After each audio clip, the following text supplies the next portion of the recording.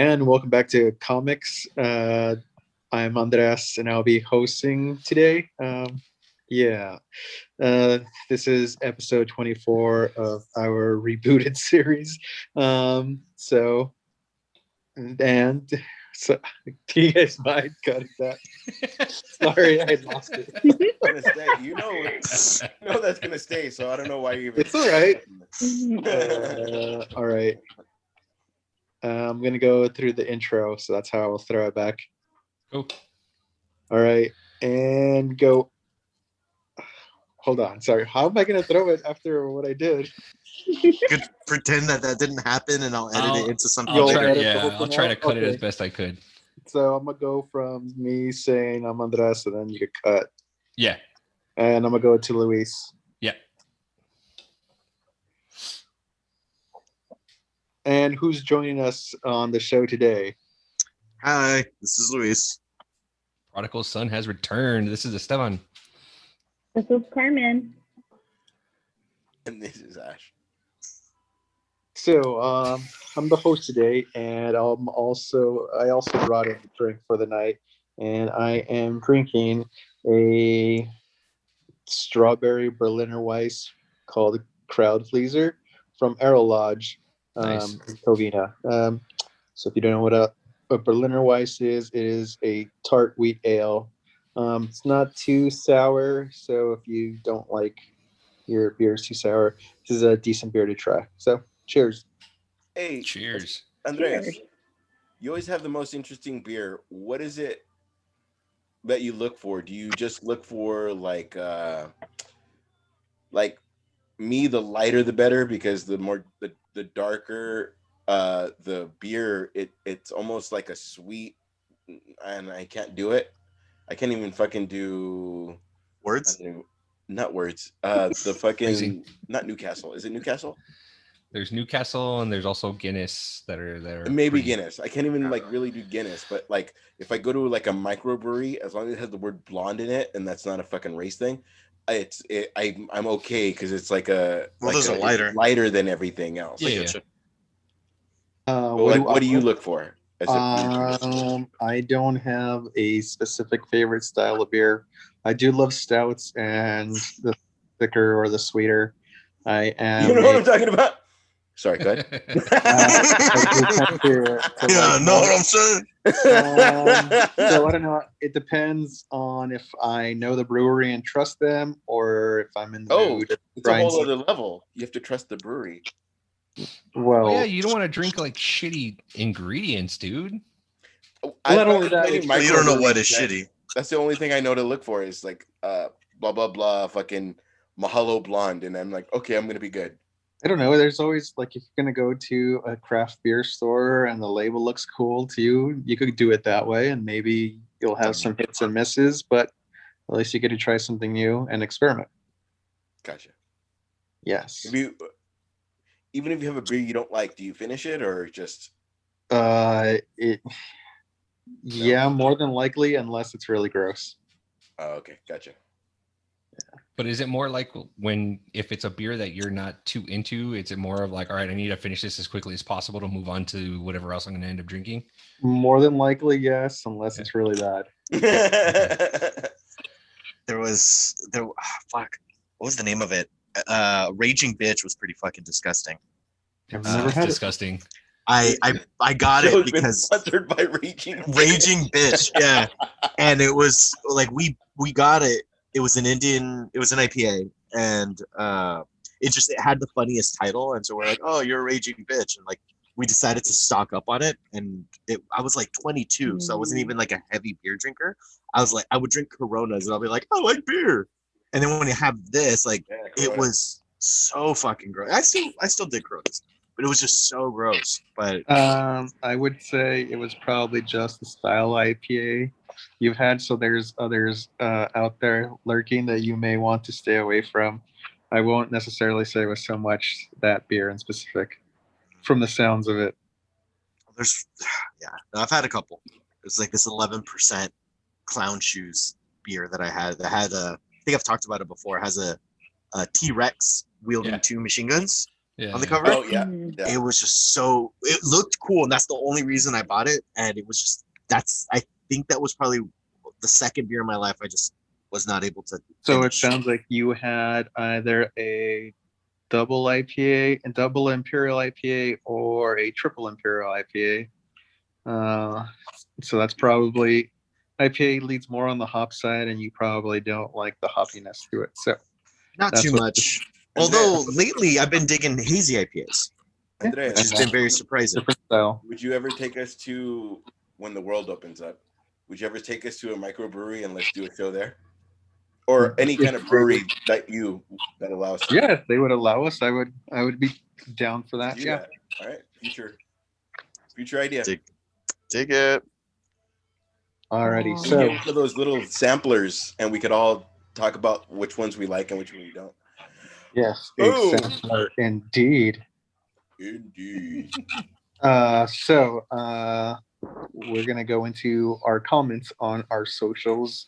Go ahead and take care of that, Luis, please. Yes, sir. All right, so we have a couple comments on episode 22 and episode 23. So starting with episode 22, we have a couple comments from Heavyweight. First, which, as usual, great episode. I graciously bow out. Zach is definitely the number one fan. You can't bow out like that, man. I know, that's what I say. It's up to us to decide, goddammit.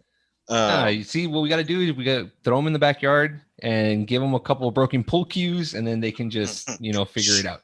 Street Uh, beefs. The Heavyweight said that he gives it to Zach because he doesn't.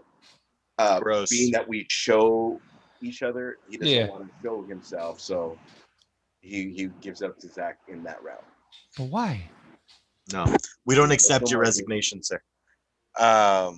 And We then want a battle. fight. We're in a battle Speaking of royale. which, Esteban, last Yes. week we talked about how Funko Pops can happen for each of us. Yes. I was thinking we do that, get Funko Pops of all of us for ourselves, but then get a circle of fucking Funko Pops for the person of the guest of the year. And that's what one of their prizes would be the Funko Pop of each of us. I don't know That how much sounds they like are. an awesome idea for our housekeeping prior to the shows. Yeah, it is. Dun, dun, dun, dun, dun. I had housekeeping, guys. All of a sudden when we're 15 minutes into the show. Thank you, sir. As you were saying, Luis. And then he comments, he feels DC is resting on the laurels. Wait, I feel DC was resting on the laurels. DC is too eager to have a franchise like or better than the MCU. DC is too quick to scrap a project instead of laying a foundation and building upon it. What do you guys think? 100% agree. I agree. I think we said that word for word. Yeah, no, you are our tribe, Heavyweight. I absolutely agree. What were you gonna say, Ash? I think their foundation was the TV show, which somebody made. There was no reason why fucking not Cary Grant. There's no reason why Flash and Home Slice couldn't be Stephen Amell. Stephen Amell should not have been in the actual movies, because one, that would have brought them up, and two, that would have brought the entire fucking universe. But whatever, it's old fucking news, but because I like Ezra Miller. Mhm. And but there was no fucking, I don't know, that was your shit. Like, that was your chance to be different than Marvel and bring everybody up instead of trying to make a movie of stars. You know what I mean? Like, Ben Affleck with Stephen Amell is money. Especially with Green Arrow, or Arrow almost being like the Bruce Wayne guy. You know what I mean? Because they was almost like the Bruce Wayne meets with Felicity meets fucking Pepper Potts character. It was like a fine line. Like, it could have just been great. Well, being that if a multiverse, I mean, I'm sure somewhere in a different universe that movie ended up happening. So There's always that. Yeah, and then fucking Ezra could have been the multiverse Flash, and you could have still had your movie stars, but with the core. Fuck, they took a chance on a guy from fucking Parks and Rec and fucking made Guardians of the Galaxy a fucking thing. You know what I mean? Like, you just take a chance on people sometimes. Can you say it less angry next time? No. I mean, Valid points, man. Very valid points, and it's sad. It had every Sorry, Luis. opportunity. Also to in succeed. Guardians of the Galaxy was a fucking wrestler, Dave Bautista, that built his whole fucking career on Guardians of the Galaxy. Now he's doing movies with fucking Robert De Niro just off of that. You know what I mean? Like, just take a chance and go with it. And Stephen Amell, this world meeting the movie stars, it just would have been amazing. Yeah, I agree. Very much agree. Sorry. And then the last comment that we got from Heavyweight, I was listening to the podcast with my trainee, and he kept asking me a whole lot of questions about work. I looked at him like, shut the fuck up. Comics is not. Good show. Good show, but something wasn't the same. Like, there was a disturbance in the force. That was in the last episode. well, Was yeah, there- you were was there missing, beef? dude. Okay, Right we'll there. say that's what it was. No, that's what he's referring to, is that you were missing. Oh, sir. Oh, you that's made not him why I brought it up. It's blush. not why I brought it up. Oh, that's not why that's Not the why I last wanted comment. to read the comment. Yeah. You see, when you guys read the comment on YouTube, that last part wasn't even a part of it. Like, I just made it up. I know, right? It just says, "I love These Luis. motherfuckers aren't Luis checking is my my work." best Luis is the best host ever." Right? Something about me being great. I don't want to bore you. Oh, I don't want to get into it. Please. Go on. That's it. With the last comment that we got is somebody asking for episode 22, minute 46 and 56 seconds. It sounded like someone farted. No, that wasn't the case. It was I ended up going through the audio as I was editing. Hold that thought. Uh-huh. I would love to hear what your suggestions are, what you think those comments are. Put it in the comments of this one. Oh. And listen to episode 22. Let us know what you guys think that sound was. And then we think we've debunked it, but let's see if you guys can guess it. And by we, I mean Esteban. He did all the work. But it's been debunked of what that sound was. Please comment in the comments below and let us know what you guys thought. Was it a fart? And then I think Zach's second suggestion, or was it a dog snoring? Could it have been both? Maybe it was a coffee mug. Coffee mug. We'll see. And that concludes our comments, fearless host. Alrighty, thank you so much for that, Luis. A new feature, or I guess more content that we're putting out. We had the idea of putting out a playlist every week. We'll go ahead and update it just so you get us to know us a little bit better, our song choices, and this. So if you guys are interested, you could go ahead and like it on Spotify. It's on Spotify. You could go to our Instagram, and the link is on our link tree. Just go ahead and click it, and you'll be able to take you straight to it. So, go ahead and check that out if you're interested. Can I say something about my song choice? It's your choice. So here's the thing. So I've just so that everybody knows. Before we get into that, nobody made a comment negative yet that I've seen on our socials. So also true.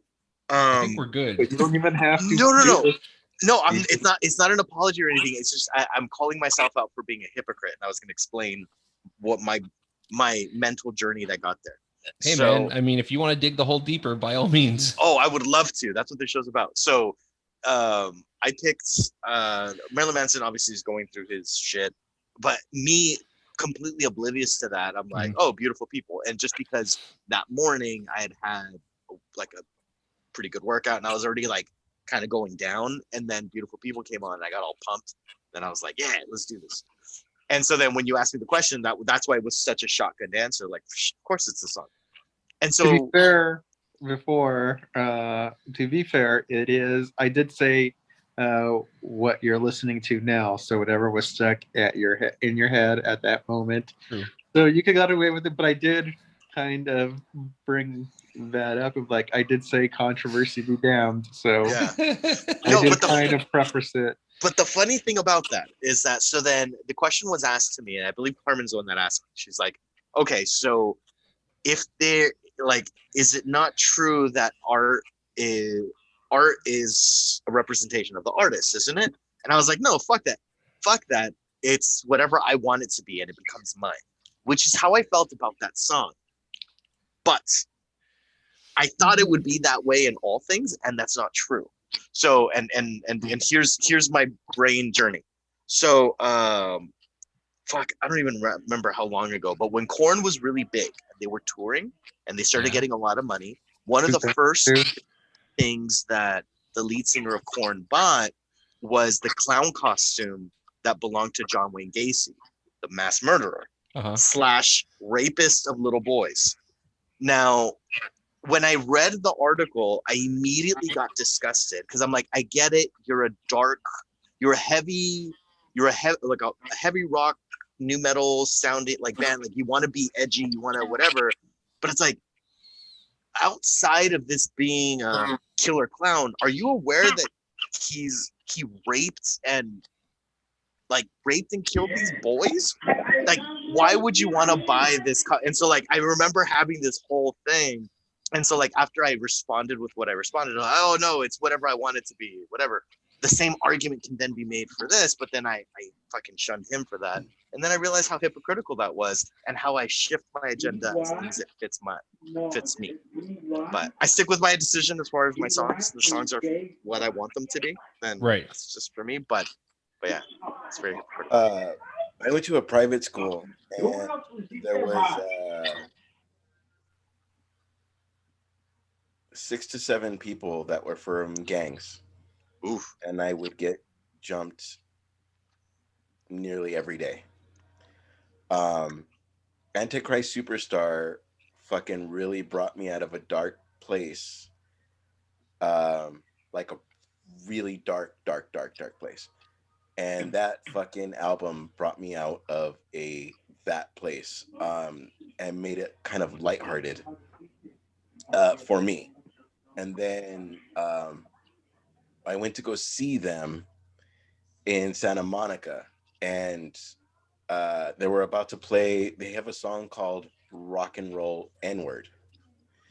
And he fucking was about to go into it, and I don't want to fucking say saw me in the crowd, but saw somebody in the crowd in my direction, and he said, I'm not going to do that song. And he went on to the next song. But it was the reason he did that. It was a cover song. But anyway, it just brought me out of a fucking dark place, and it even brought me out of even a darker place that he wouldn't sing a song that he sings on an album because he saw. So there's also that kind of a person. Yeah.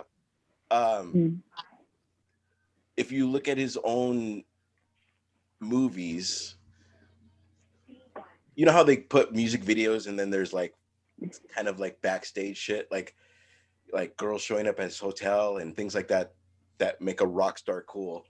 There was things that kind of allude to horrible things happening to fans. But again, you kind of take it with a grain of salt, like, oh, that's part of the image, which it probably wasn't. But again, like, I'm on your side as far as I'm not going to disregard what the guy did for me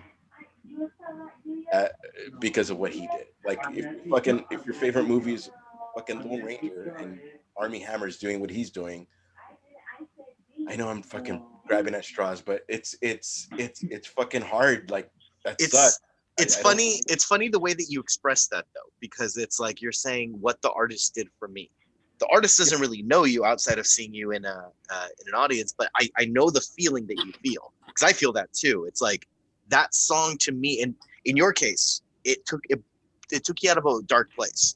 Like, I have a breakup playlist of like where I've been at my, like, I even remember the songs I listened to when I was at my rock bottom. You know, and music has a beautiful way of doing that. Of it became my narrative. It became my life, like that song. And it could be like, and this isn't the song that helped me, but just to give you that extreme example, System of a Down has a song called Rock and Roll, which is literally about someone running over his bunny that was named Rock and Roll. Darren got drunk, ran over his bunny, and even the chorus says, "So I killed your rock and roll." Like, but that song to someone else can mean the day that my fiance left and took all my rock albums and she killed rock and roll. I don't know, like, but it can mean whatever it needs to mean for that person, and it genuinely feels like it's their gift to us. And it's such a cheesy like response to give, but it's music is one of those only things that can do that. It's become such a time machine. You listen to it and all of a sudden you're 15 again, and because that was the first time you heard this song, or whatever. And movies have that a way of doing that too, of being that time machine, just taking you back. Like, the movie Over the Top is not a great movie, but I fucking love that movie because of Over the Top. Yeah.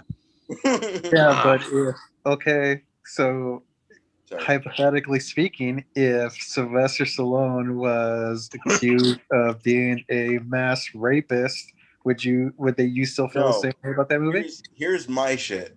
Like, no, if I asked you a question, dude. If Brandon Lee was accused of something, because that's what I'm. That's your hero, right? That's the equivalent. Like, with Sylvester Stallone, I choose him over fucking Arnold, but it's not my thing. If Slash ever became something, you motherfucking Slash better not do anything wrong. Slash is another person like don't. Well, the reason why I want to talk about why I asked you that question, Luis, was because I've been watching the Woody Allen and Pharaoh documentary, right? And it's just kind of, I didn't know the movies that he had done that have that theme where he's dating a younger girl, and it's kind of like a grooming idea, so that it's kind of acceptable in society for that to happen or not to be looked down upon. And so my question was, okay, so if we're presented with an idea, right, or a song, and then this person, the artist that created this image, movie, film, whatever it may be, song, does something wrong, do we separate that artist from that art? Because art is art, and you're right, we can interpret it whatever way we want to interpret it because it evokes a different emotion in everyone, but it was created by somebody with a certain intent. So do we separate that intent from the art just because it evoked a different emotion for us? And that's the $1 million question. I think my answer would be that I can differentiate a good song and the artist. So even though like Marilyn Manson sings Beautiful People, and if Marilyn Manson got accused of horrible shit, I'd be like, oh man, that's fucking horrible. But this song is a fucking banger, like, and I just like, but that's me living, and to be perfectly honest though, that's me living in denial, because I'm not listening to that saying, wait, that is Marilyn. Like, it so happens to be in my playlist, and I choose to push that out. Like, I make a conscious decision. I don't know. I'm actually, Andres and Ash know this band. Esteban might. As I Lay Dying. No, yeah, As I Lay Dying. As I Lay Dying, the lead singer was in prison for like 10 years because he hired a hitman to kill his wife. This guy's a piece of shit. And the band, when he got arrested, the band's like, oh, we can't believe he did this. He's horrible. He gets out of prison, and they're like, so reunion? And they're back together. And so I have like a bunch of metal playlists in Spotify, but anytime I hear a song of theirs, I refuse to allow myself to enjoy the guitar riff or whatever. Very talented band, and I skip it because I'm like, I'm not supporting them. So that's me being hypocritical again. It's like I'm choosing when I want. I'm having my cake and eating it too. Dude, it's not the right way. Michael Jackson, there's somebody that believes they can fly yesterday for fucking R. Kelly. Like, it's you have to be able to, if you're gonna show your kids Space Jam and they want the fucking soundtrack, and that's tomorrow. Like, yeah, you can listen to everything, but fucking I Believe I Can Fly. But that's the only one of the song I want to hear. Like I peed on somebody. Like, you know what I mean? Like, it's fucking hard. Like, what do you? Yeah. He didn't just pee on somebody. He's married 15-year-old. He's groomed girls. He has a sex cult of women that he keeps in prison. No, fucking So, I'm trying to generalize it. Do you?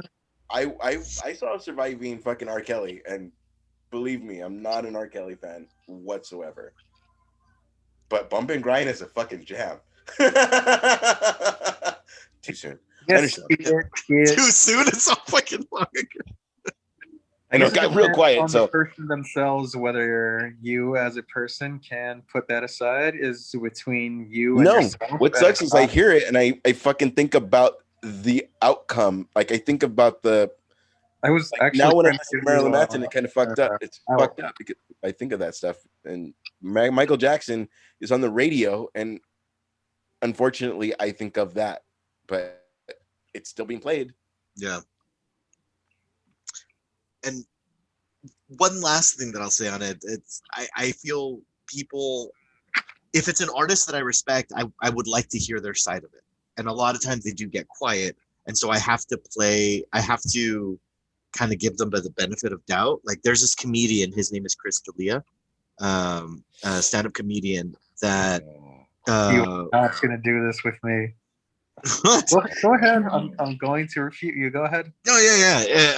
It's just all I'm saying is the case that happened with the guy is that people came out and it's like he was sleeping with like underage girls or whatever, and he came out with a statement that I saw 2 weeks ago, and where he admitted that he would have sex, and he kept cheating on his current fiance, and that he's a sex addict. And so he was like saying all these things, and I kind of respected that he stepped forward, like, instead of trying to hide away from it, like, not to say that this is any better, but how Louis C.K. admitted what he did, he disappears for a year and then he just starts going on stage again, and it's like, oh, everything's cool now, like, because it's been a year, so you guys should be over it, and people weren't. But to take a more like kind of like, hey, this is whoever wants to hear it, this is on my platform, and this is my version of what happened. It's not good. I'm a piece of shit, and I'm working to get better. Like, I kind of respect that more, that you at least address it, because it's already out in the open. You can't just deny it or wish it away. And it's with a lot of the scandal shit. Like, I feel bad because it's like, these are people and this is their lives, but they become famous, and so now everything is out in the open. It sucks, and there's no easy way around it, but it's like, I appreciate that more, of just kind of being upfront, like, hey, I'm accountable when I eat people, like, and just, be forward with it. Why is everybody that gets caught a fucking sex addict and not just taking advantage because that's their plea deal. Yeah, that's not it. Oh, I'm a sex addict. No, foamy. Like, by the way, that's a fucking 5, and now you can get a 10 because you're fucking famous, and that's what happened. By the way, there's a new lawsuit out for Chris D'Elia that just was filed between the last 2 weeks, right after he put out that apology video. Where he I didn't know that apology video. Yeah, I know. That's why I said you should not have brought this up. No. I like discussions. And it was a 17-year-old girl who he knew that she was 17 because he was commenting on her high school spirit day posts. He can't say, and she said it's her. What she says in the lawsuit is that while they were being intimate, he would look into his eyes and ask how old she was, and she would say she was 17, and he said that was hot. That's so gross. Whether that's okay to you as a person, that's up to you. But yeah, I never said that I was. Yeah, I'm not into you. I meant in the general you. The person.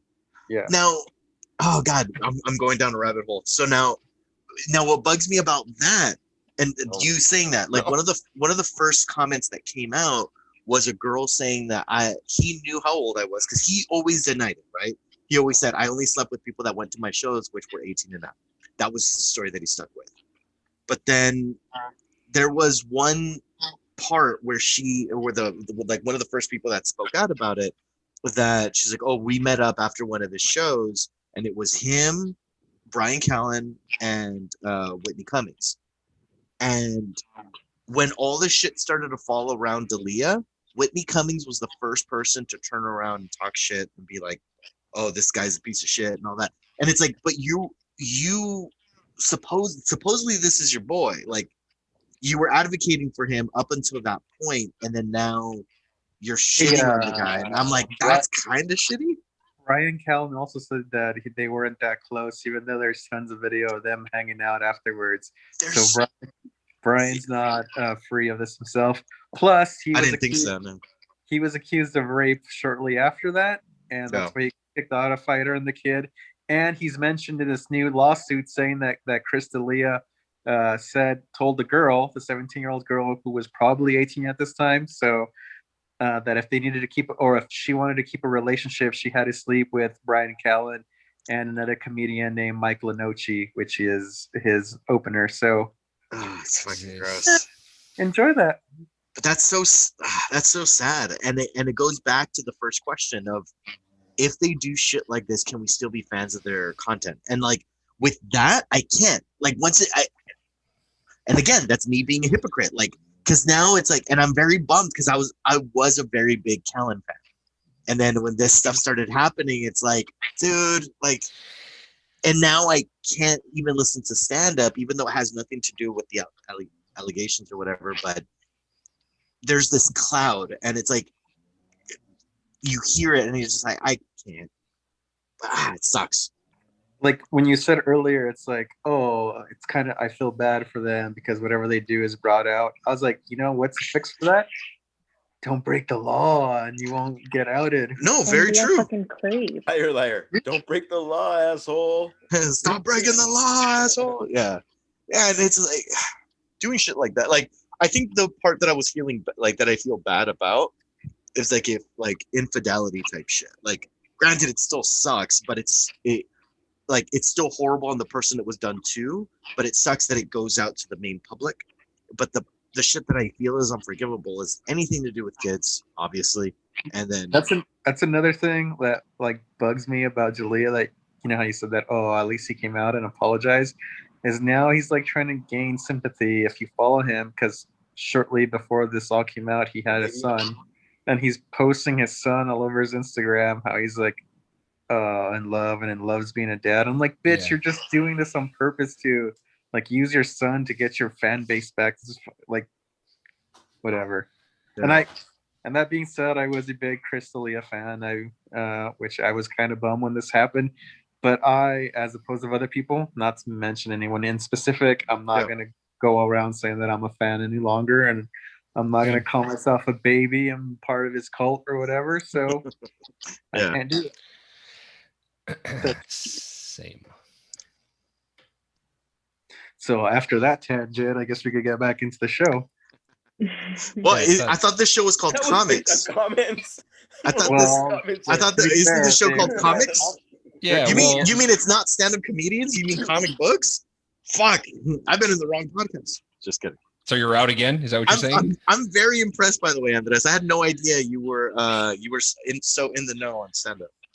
Yeah, I'm a man of many dude tastes. He fucking shocked me on fucking wrestling, because oh my god, like Andreas doesn't give you all of Andreas. That comes out weird, but like he's a grower, not a shower. Right, is that what you're saying? Well, no, because we talked about wrestling. Your words have never been he'll spoken. Stay quiet, and then all of a sudden there are 9 fucking wrestling things, and I'm like, oh. What happened? What's going on? And then you know what I think it is? He's very we're talking about him like he's not here. He's very humble with his knowledge. Like he doesn't be like, oh, and I know this shit, and then this shit. Like it's like in this conversation, he's talking about Fighter and the Kid. I'm like, oh shit, he knows about that. And he knows about the podcast that Callen was gonna do with D'Elia, but yet they claim not to be friends. So clearly something doesn't add up. 10-minute podcast. Yeah, with Joel Sasso. Yeah, and then they were going to do the Patreon, but then all of that just fell down. But anyway, enough nerding out. That's enough about me. Different episode. Sorry, All right. back to you, Andres.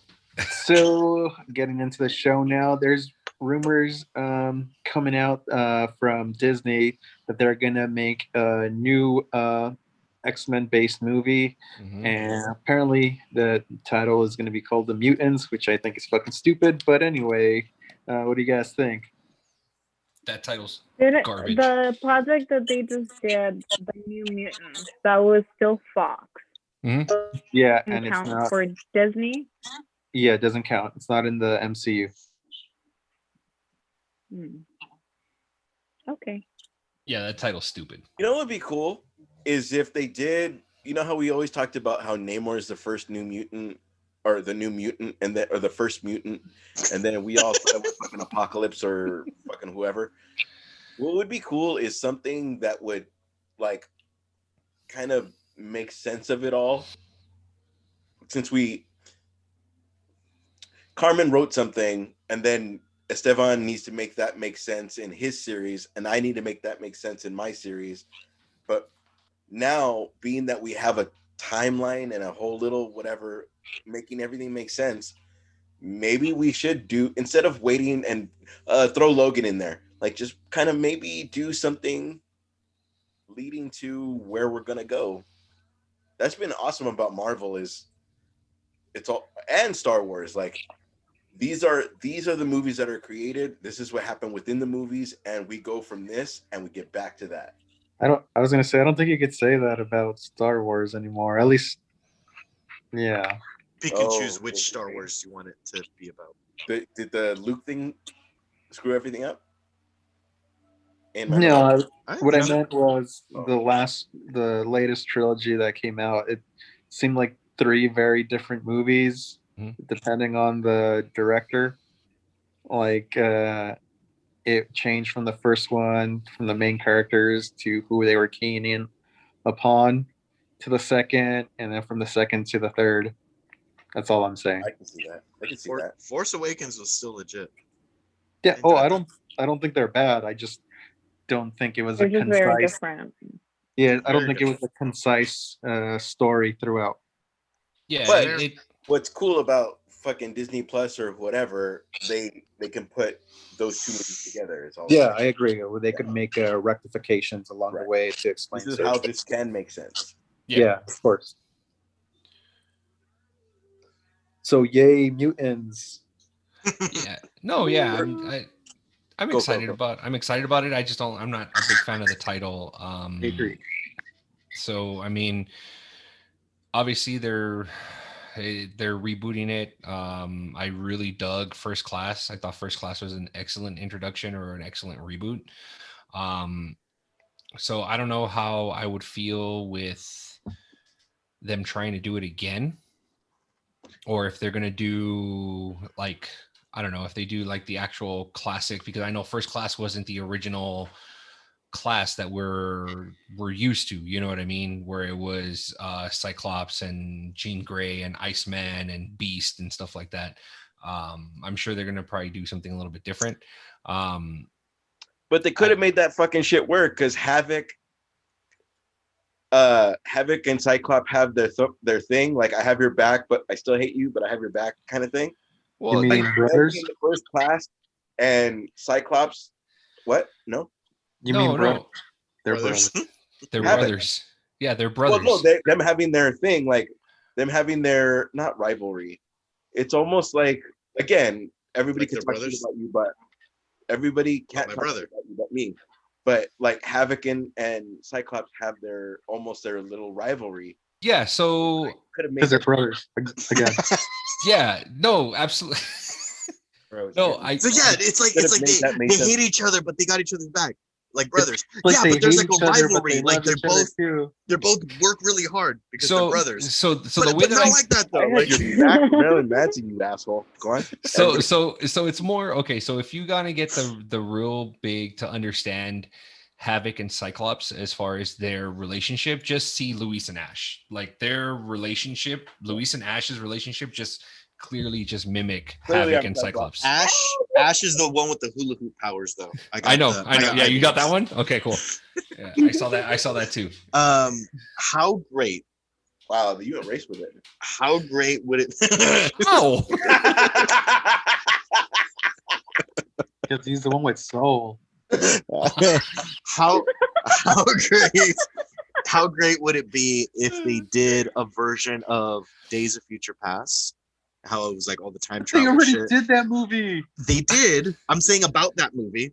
So like, if they were to do like a movie like companion to that film that creates a split parallel universe, which creates the MCU X-Men, like that would be an excuse to get fucking Hugh Jackman back one more time, like to really set that. Because at the end of Days of Future Past, I don't fucking remember that movie now that I think about it, but I believe it had didn't it have the old, it had the like it had all the Cyclops, original. Yeah, it had yeah. all of them as in their younger Jennifer forms, right? Jensen. And then even at the end of the film, at the end of Days of Future Past, like when he sees Xavier, he's like, "Oh, like things are different." He's like, "Oh, boy, do I have stuff to catch you up on." And then it stopped. Like, and that was supposed to be what the new shit was going to be about. How great would it have been if we have a way? Apocalypse.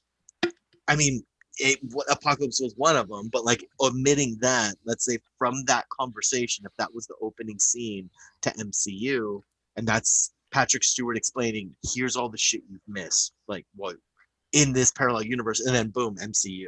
Now, granted, that doesn't really fit 100%, but just to kind of, I know everybody wants Hugh Jackman to come back, whatever.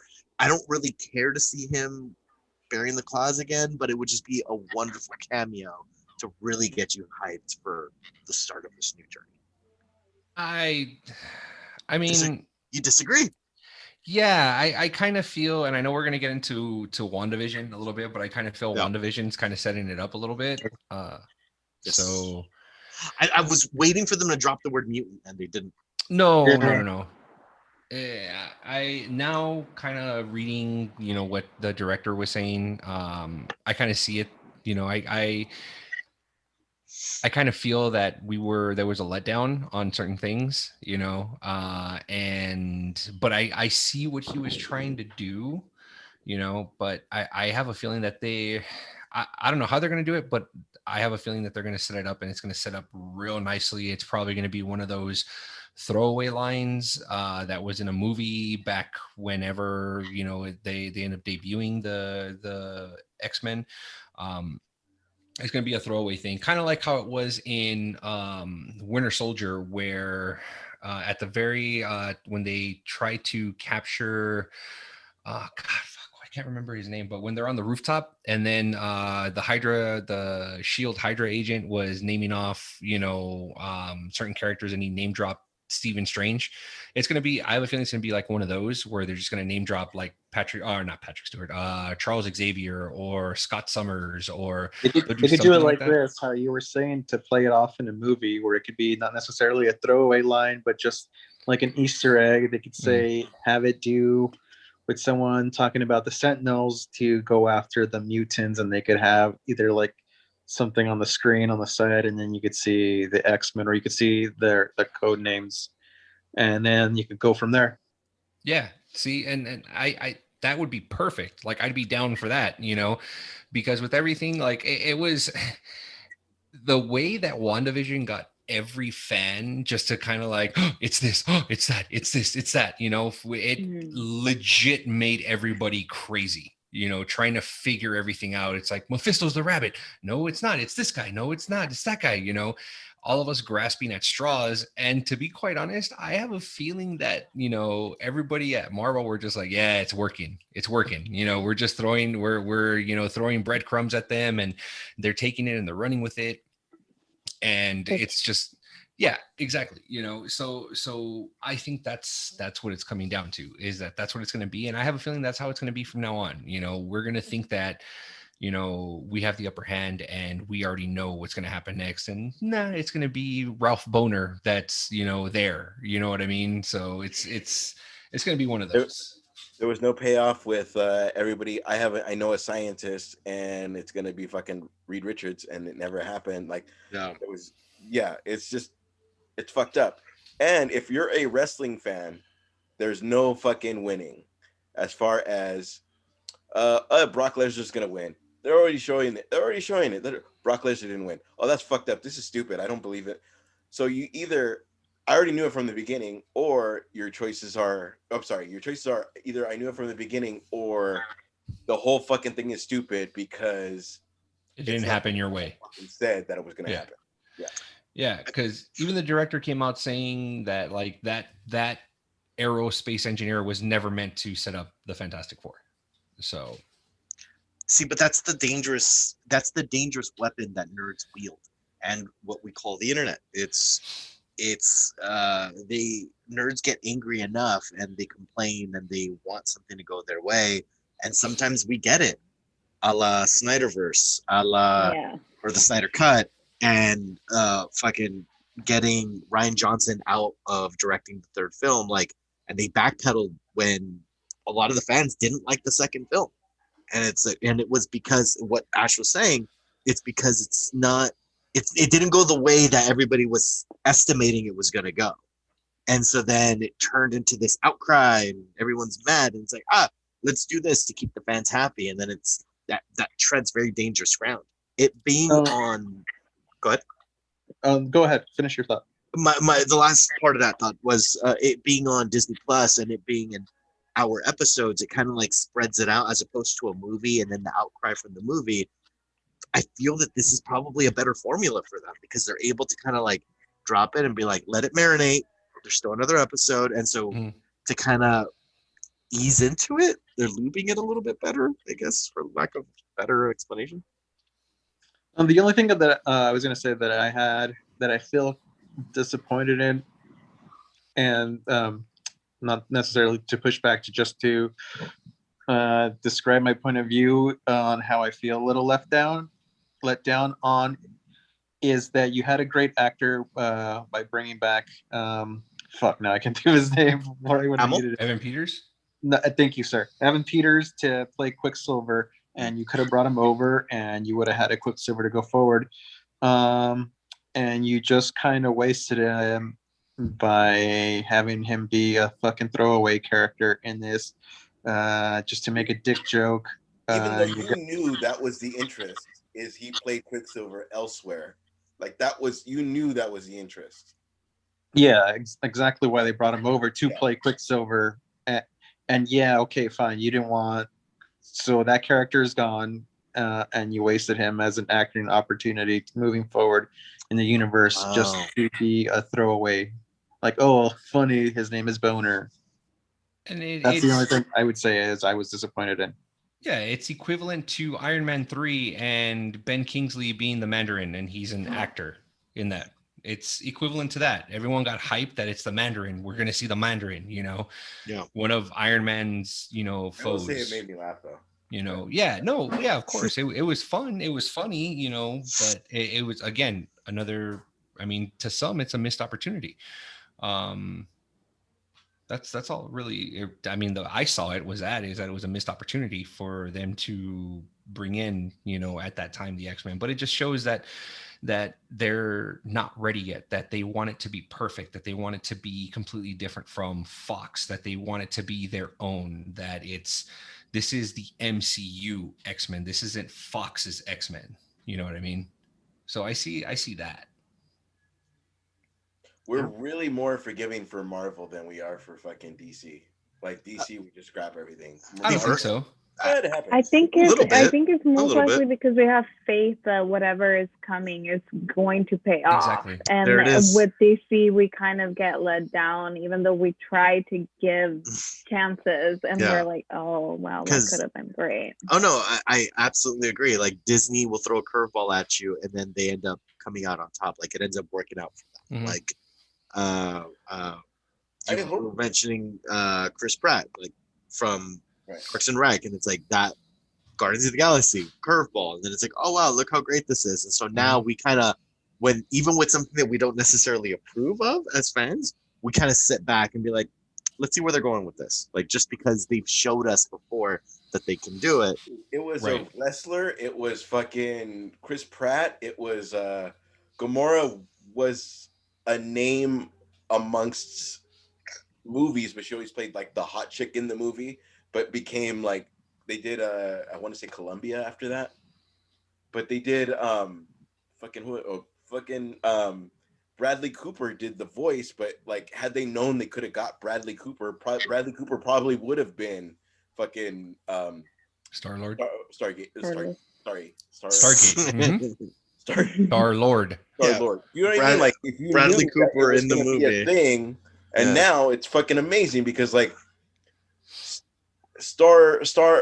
this Star-Lord talking to fucking Thor is gonna be funny because it's Thor, and it's fucking it's the same thing we get with who Flash is supposed to be talking to Batman. Like, bro, be serious. But Like the soft reboot they did on Thor, I thought was perfect because Thor kind of he was a whatever character. Like, I mean, obviously God of Thunder and it's great. But Thor 1 and 2, like he was very serious. It was very like Thor 3 is the one that the Ragnarok.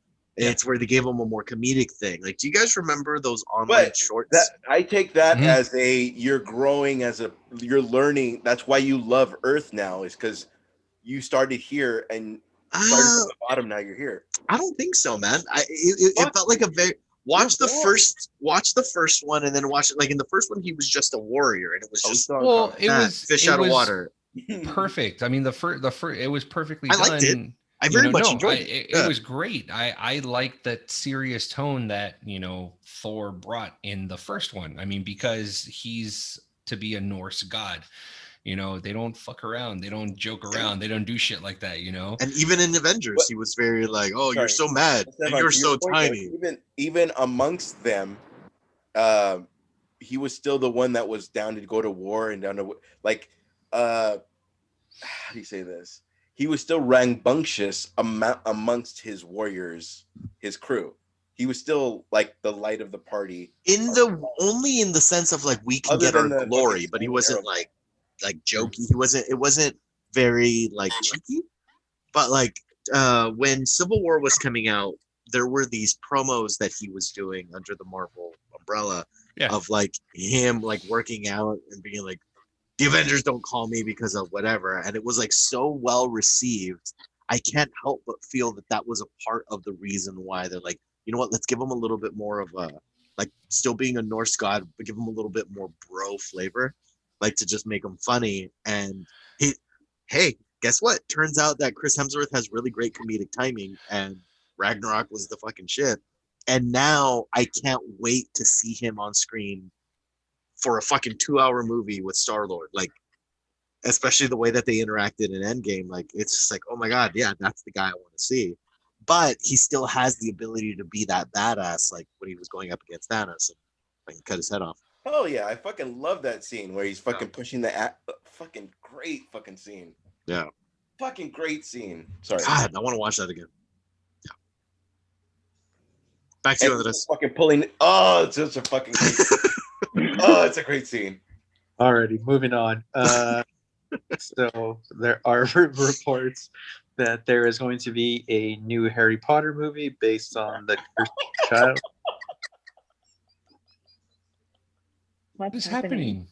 I'm listening. Is it a Harry Potter movie? Sorry, I don't know why they made me laugh. Hit me wrong. Based on the play of the Cursed Child. So what do you guys think? I kind of felt like we closed that chapter, I'm not saying that. Fuck you. How about I want more Harry Potter? No. Shut your stupid whore mouth. I will not. But see, you didn't let me finish, man. I'm just saying I kind of felt like we ended that, but now that that there's a possibility of more, I'm all for more. You let me finish, dude. That's not where you were going with that. You changed it. You changed it because of how hostile he got to you. No, I did not. I don't believe it. Ash, what do you think? Whatever. I've not seen one Harry Potter movie. Marilyn Manson supporter. A day where I will. I missed the dig on me, but I have not seen. It wasn't on you. It wasn't on you, man. I've not seen one. You, I got real weird because there was a generation of people that were waiting for Mary Kate and Ashley to be 18, and got real weird about it. Where And are we going Where are with you this? going with No. this? okay, listen to what the fuck I'm saying. And then Hermione turned 18, and then all of a sudden it was okay to like her. And again, it got real weird. There's a generational gap. What I mean by that is I've not seen any of the Harry Potter movies, but I will binge it one day. Well, I hope so. They're all on HBO Max, so Yeah. You just That is a fucking- very interesting start of a comment. right. Yes. Like I didn't know where It's he like, was all right, so going. everybody know. wants to bang Hermione, and I haven't seen it all, but I'll binge it one day. Like, No, that's not What? what I was trying to say. I either I want to can't- join this thought or I I- don't. I can't like the whole Hermione thing for the same reason that the people fucking liked fucking Mary-Kate and Ashley. Like, it's weird. It's you like grew up with like you're. I see where you're going. That's what I'm saying. Because they're showing her doing the little tongue thing in some fucking Wallflowers movie, and then it's like it's weird because I only know her as 6. So Beautiful. you not so much that you don't like the Harry Potter films, but you don't like certain fans of the Harry Potter films, and so then that pulled you out of it, kind of like the Mary Kate Ashley shit, something like that. They made it weird. I get that. Okay, I'm back in. Never say that again. I know. Back to you. Herman, Well, me. I would like to see this, whether it's a series or a film, whatever they choose to make it. I know a lot of people were disappointed when it was when the books first got released and it kind of was in theaters, like they did the cast for it and the theater show. But I like the story. I think it has potential if it's done well, and I think that it should be, because I mean, Harry Potter fans are no joke. Count me in as part of that crew. So I am excited about it, and I think it's well deserved. I miss Harry Potter, honestly. I need it back. What's the plot behind this movie? I heard of the play, but I don't know what the plot is. If I know I'm talking a lot. If you give enough time between a person playing the character, you give them like, okay, I'm gonna play fucking. No, you're not going back to that. You're not going back. That's what I'm to saying. that. We're back on that. Yeah, I was like, if you give her enough time. by the way, they're time grown in the between story. movies, They're down- adults. Okay. They're adults and they have children in the story, so you don't It's have over to there. go. You don't have to worry No, about no, no. that. If you give enough time, no. Just it's why people are down to play like Robert Downey Jr. might return as Iron Man, and he's probably going to be the new Jarvis. But like, you're down if once you've been away from it for a little bit of time. As an actor, for a role, is what you're saying. Yeah, you're down to come back. That's all. Yeah, bitch, use your words. God damn.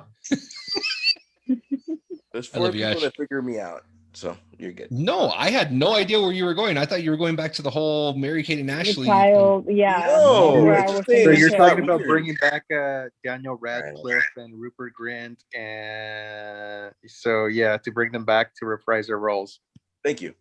Yes, I got you. They're Yes, like fucking home slice now that he has Harry Potter. Now Daniel Radcliffe. Mhm. yes. Now that he's Yes. done other movies and everything, like I'm sure, like now I'm down to fucking be Harry Potter again, but make it make sense along with everybody else, and it could be a fucking franchise. Well, I know Yeah, they did franchise. those. They did some filmings of for the new ride, the Universal ride, which is actually pretty fucking awesome. But like, because it was them all, like, not just at the end of the film, but like as they've gotten older since the films. So they're like clearly older, but they're like doing the clips in the, like, you're riding the broomstick shit. Yeah. I don't think I've seen any one of those films all the way through, but the ride's cool. Yeah. Oh, My sister was you're really big on it. bragging. You're bragging. Oh, fucking. It's a joke about. They're enjoyable. You should definitely put in the time in watching them. I I agree. was against them when I was, I guess, younger and didn't see them, and then a Was it coworker of because of mine when I worked. The fuck. A coworker of mine when I was in the office. When I worked in an office, told me to watch them, and then watch them all the way through, and now I love them with all my heart. So it's worth it. That much. Okay. Yeah. Those are Yeah. very, Yeah. very bold words. I might now just have weekend plans. I'll report back. So if they decide to do this, I'm looking forward to it. Yeah. Dope. So again, the plot's just following the kids. Then they're Yeah. kids. It's set on a prophecy, and it involves the kids, and it involves. I don't want to ruin the plot, but Yeah. it's involving their kids and the Uh-huh. parents and how they're connected, and Oh, okay. yeah. Cool. Mhm. It Got has it. to do with the cursed child, and if you know what that is, then yeah. Yeah. Bingo bango. There's your movie. So do yourself a favor and watch all of them, and then you become a fan, and then you'll All be 8 like, "Oh movies. yes, I can't wait and watch this." All 8 movies. It's worth it, believe me. It's worth 100%. And then It you guys really- could tell us what house you guys are in. Every time Christmas rolls around, I get the urge to watch 2 series of movies. It's Lord of the Rings and it's Harry Potter for me. It's Oh, perfect. shit. And they're super long, so it's kind of hard to fit them in there with time. But yeah, every time the winter season rolls around, I get the urge, The need. the need for speed, my There friend. you go. So next, there's rumors of the next villain, the main villain for Captain Marvel 2. It's going to be Corva. I do not know any single Korvac. Sorry, when I say Corva. So I have no idea about this character. This is like a weak point in my Marvel comic knowledge. Anyone got anything to? I got nothing. I Anyone? got nothing. All I know is that she first appeared in Giant Size Defenders #3, and she was created by Steve Gerber and Jim Starlin. So yeah, so it's like the Galactic series. So, but don't really know much of the villain. So Korvac is a name of a fictional character appearing in American comic giant, like you said, giant-sized Defenders #3. Yeah, everything I just said. Perfect. Yeah, say that. And- say that again, just in case I Look, you mispronounced stupid ass hair. I looked at the Wikipedia too, bitch. Jesus. Did you mention that he's a cyborg? No, you didn't. I didn't. It Okay, looks like did- the boys of comics are in a bad mood today. He's mad because he missed an episode and he's not gonna have the 103 episodes that we're gonna have. He's only gonna have 102. I meant all of us. I'm not picking on any 2 or 1. I meant all of us. He's like, yeah, we'll fucking tell Luis. Yeah. You know what, Luis? Do your own goddamn research. You ass. I did. So That's that it? was That's all you have? basically the Okay. news story. That's the character. We don't have an opinion. Let's see how it goes. Moving on. The end. So I don't know how. Kind of want to do a quick hit on this. I don't want to spend too much time on it, but we're getting critic scores on Rotten Tomatoes for the Chaos Walking, which is the new movie with I'm Holland. Holland. whoa, what? Tom Holland, Daisy Ridley. Yeah, Tom Holland and yeah, I was gonna go with Daisy Ridley first, but yeah, the critic score is a 22%, which I don't really give a shit about what the critics say. The audience ratings for it have been 76%, which sounds interesting. What do you guys think? Excited to watch the movie, or just don't care? I'm actually stoked. I could have sworn it was going to be that it was going to be released on Netflix and in theaters. So this past weekend, I was like trying to figure out how to find it and to watch it on Netflix, and to no avail. So it made me sad that I couldn't watch it. But I kind of want to see it. I'm stoked about it. The It's cast only seems on- pretty cool. It's only on theaters and streaming. No. I thought it was in theaters and streaming. Like I thought it was like one of those like HBO Max type things. No, but I mean like purchase streaming. It's not on one of the like HBO Max or Netflix. You're saying? No, that's what I thought it was to begin with. Got it. Yeah, that's what I thought it was to begin with for the 4th time. But yeah. You're not understand. So you know how they have motherfucker. You know how they have where you can it'll be like a movies at home, and it's like you pay $30 for the like movie ticket, and you do that. So, but it's not streamed on anything. It's only on N movies, and It's only in theaters It's only in theaters right now. Okay. Yes. Hey, Ash, are you gonna ask me permission to speak, or did I? Are you just taking the rest of the show off? No, fucking home slice climbed up into my fucking shit, and All right, awesome. Cool. Can't hear you anymore, dude. So we're without Ash for the moment. mm-mm. Anyone looking forward to seeing the movie else? Yeah, I like the plot. I thought it was an interesting premise. Given the trailer, so I mean, maybe the 76% that will enjoy the movie. It kind of gave me somewhat vibes of, oh shit, what's that movie? Push. A little bit, just kind of the way it was done. So I like Push. So if it's anything like that, I know it's nothing to do with the plot or whatever, but the style of the movie. So I'm still excited about it. And I don't really pay attention to critics reviews just because I don't give a fuck. I don't give a fuck. Hello? I Quoted. really don't. That's Quoted. better. Carmen, do not give a fuck. Sounded good. yeah. Are Hello. you- Else?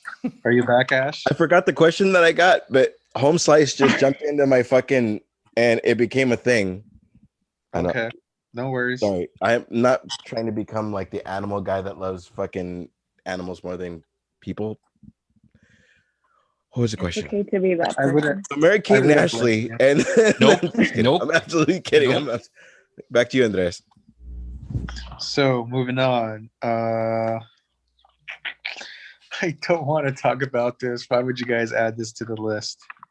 Yay, Pepe Le Pew canceled. Blah blah blah. Fuck you guys. Move on with your lives. I can care Anyone? less. I can care less. So explain it for those that don't know. Pepe Le Pew, for you who don't know, is a date rapist skunk who tries to fuck a cat with He his doesn't stripe know that you're not down into his him. back. And now people are making a big deal of this 50 years later, as we didn't know growing up that he was a date rapist, and now he's out of the new Space Jam movie. Thank you, Gen Z. But now they want to fucking delete Speedy Gonzalez because it's racist. Like, dude, this is fucking dumb. This is so fucking dumb. All right, they tried to cancel Eminem a few weeks ago. Yeah, but why make That's a big hilarious. deal? Hey, Everything do we is have just other problems in our fucking lives dumb. than this? So then Yeah. why let Yes, it be a thank big deal? you. Okay, why let it be a big deal? Move on. The person that wrote the article about Pepe Le Pew being canceled is also the same person that wrote an article canceling Dr. Seuss's books. Now, if we're so preoccupied with literature or cartoons that yes, we know they were problematic, I think we are at a point that if we saw those, we know, yeah, maybe that's not something I should aspire to be. Like when I'm on a date, I shouldn't want to fucking hold on to the girl forever because that's not going to take me anywhere, right? But I mean, those cartoons are so old, I don't think any kid now is watching that. But if they were going to represent it on Space Jam, like fine, whatever. But again, is there not other fucking current events that are more important than you fucking canceling a fucking cartoon or a kid's book? And you know what? I'm fucking ranting because this fucking pissed me off. If you're gonna cancel a cartoon character or Dr. Seuss's books, why don't you just say, like, you know what, the representation of the characters that Dr. Seuss's books do, let's not try to erase it so that the publishing house is not gonna make those books anymore, it's not gonna publish them anymore, but let's address this so that the generations going forward know why this was problematic. And even though this was done at a time where nobody fucking knew this was a problem. Like, that's just what's going on in that generation. But hey, this was in this book, it's problematic, and move on from it. Why do we have to pretend to erase the past? It's not gonna be erased. It's still gonna be there. And again, why go ahead. No, go ahead. For me, okay, millennial. For me, the way that I took that was, it was a black cat that got a white stripe of paint every fucking single episode, and she tried to get away from it, and Pepe Le Pew thought it was another fucking fellow skunk, which obviously he shouldn't have. But it wasn't rape. He was trying to he wasn't like fucking get in my tent. It was always more like he tried to romance her. It was never like fucking, hey, so are you from out of town? It was never fucking. It was so hey, there are you was from out of moments town? in the cartoons where she's literally trying to push him away, and he's not letting her go. And well, or okay, he does everything in his power to kind of just hold her there. And then the unwanted affection up and down her neck and arms and shit. Oh my god, it's gonna become a Demolition Man. Look, dude. Carmen has it. Her point is spot on. Like, okay, yeah, for sure. No, I don't. It's not like, I guarantee you, none of my kids have seen the Looney Tunes. I try to have them watch old school Bugs Bunny and Daffy Duck, and not even into it. Could care less. They want to watch Paw Patrol. Yes, they want to watch Paw Patrol, and they want to watch Miles from Tomorrowland, and they want to watch. Surprisingly, they want to watch Winnie the Pooh, and that's what they're on right now. But it's like, don't try to cancel what has happened in the past. Just change it for the future. Like, that's all it is. It's like, or make that character. Oh, I see what you're saying. Like, just the way that that character represents himself, make it different starting now. Yeah. Because they did it this way back then, and it's like, starting today, he's not going to do this. Actually, that would even be kind of funny if he makes a joke of that. Like, if there is that cat that so happens to have a stripe, and they all look at him, and he's like, "Oh, it's a different time," or like, that would be such a funny joke of like, and only the adult. That would be one of those things where, like, when you go see a Pixar movie and all the adults laugh and the kids, it goes over their head. It's like, it's a different time, and then like, boom, and then right back to LeBron doing, whatever. Well, right back to LeBron. The issue I have with it is, things have been canceled throughout history as the times go on. So I don't have a problem with that. The thing is, like, people are all gay up about, like, just the whole fucking buzzword of cancel culture. It's like shit that's been going on for years prior to this. It's just that it's a thing now. Did you guys read Huckleberry Finn and Tom Sawyer growing up? Yes. At school? Okay, they don't teach that anymore because there's racial elements to it that it's so it's fine. It happened. Nobody made a big fucking deal about it, and we move on going forward. It just wasn't something that was talked about, and we understood. You understand why, from reading the book, that it's not part of school curriculum anymore? Is it understandable? Yes. Then have a fucking common sense. Things change, attitudes towards things change as we get older, and it's not a big fucking deal. Like you guys said, they should have changed the character going forward. That's what it should have been, and it should have not made a big deal about it. If people had a problem with Speedy Gonzalez, yeah, I don't have a problem with it. I am Mexican. I liked Speedy Gonzalez going on, but if it was a bad caricature of a Mexican person in it, then change it so it's more acceptable going forward, and you can keep it up as that. I mean, I feel like for the Dr. Seuss books, Jerry talked. Like, Speedy Gonzalez talked. Understood. He had an accent. It was a terrible accent. Yes. Yeah. But there was also his cousin Slowpoke that was a play on Mexicans being lazy and always sleeping. So yeah, there's stuff that you could take out of it and make it.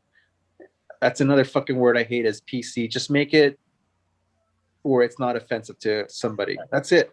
Just fucking do some work. But it's the same sort of thing of like, you can please one person. What is it? You can't please one. You can please one person all the time. You can't please all the people all the time, or whatever the fuck. Like, my old man, he came illegally from Mexico, and he got his papers when he was here. He came when he was 19 years old, and when he saw the Looney Tunes, he was happy. because that was a representation of him. Like there was finally something on TV, and even though it's a satirical like take on Mexicans, but like he was so stoked. I remember being a kid going to Six Flags, and he bought a fucking Speedy Gonzalez stuffed animal because that was like for him. And then he explained to me how it felt like when he's learning the language and he's like watching cartoons to try to like get his gears going and shit like that. And he always got excited when he saw the Speedy Gonzalez cartoons. Like, and yeah, through the right lens, and be like, oh, that's racist. Like he's super fast. He crossed the border. He's whatever fucking thing you want to pull out of it. But it's like again, it's my dad's choosing to use that art to go circle back to the very beginning of the show. He's using that art of this character that some people might interpret it a different way. To him, it was, there is one thing out of all this TV I've been watching, here's the one thing that I can see that I can relate to and I dig it. Ash. No, that's great. Oh, I thought you were doing that thing where you're like, I need to say something. 50s, 60s, whatever. That meant that to one other person. And then there's like producers that caught on to that, and now it becomes, now I'm going to have a Mexican person or a person of color in this character that was like last week we were talking about why is blah blah blah a different color, and not in a fucking rude way, just it's a fine line between we grew up with this person and now Jim Gordon is a different color. Cool, whatever. I don't fucking care anymore. Like I'm done. But we've gone from that to now the things that have existed. For some reason, we can't make this work, but we could now make these, like we're making the DC universe more cultural. We're making the fucking Marvel universe more cultural, but we can't make cartoon characters more cultural, and we're just canceling them. And then in 4 years, somebody's gonna miss Speedy Gonzalez, and it's gonna be a thing. But the one thing that blows my mind is for a generation that grew up on South Park and Family Guy. Yes, they are the most sensitive people right now. Which is weird because those shows were meant for us. You know what I mean? Jake Ryan from fucking 16 Candles rapes Peter Griffin, and everybody's laughing. There you go. Literally in the show that happens. Jake, no. Oh, okay. I'm not being. No, weird. I understand. No. Happens, and I've seen laughing. the episode. Yeah. So, okay. I'm not saying fucking let's show rape. Obviously, I'm just saying in general, like it's the most insensitive fucking shit.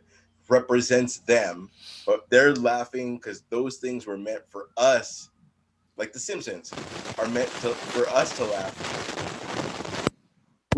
All I'm saying, I'm going to jump in since your technical difficulties were scratching my brain.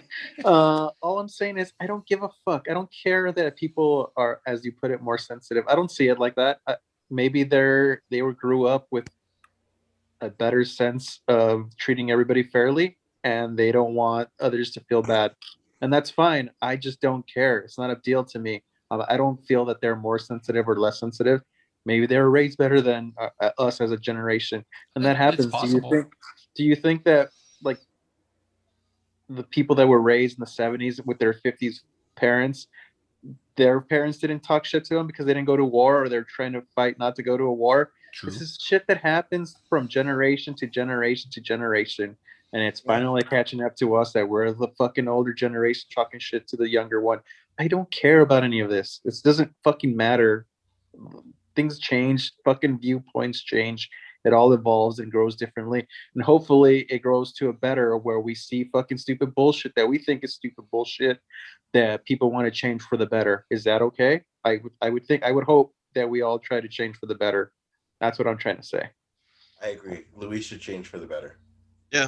But I won't because I'm a man of my ways. I'm not dismissing everything you said. I absolutely agree. No, I don't. I wasn't trying to flip you off. It was just in general.